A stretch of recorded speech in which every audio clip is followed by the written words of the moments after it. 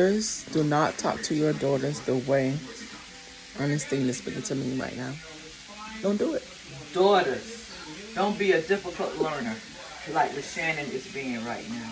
I told her it was a batter. She didn't want to believe me.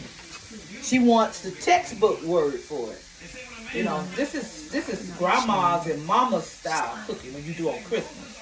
All that other stuff you do on the day of the week when you're doing casseroles and all of that kind of stuff, then that's textbook. This is not textbook cooking here.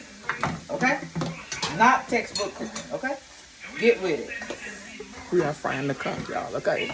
I told her she needs to be jolly because right now she is not jolly. There is nothing merry or bright about. That's the season.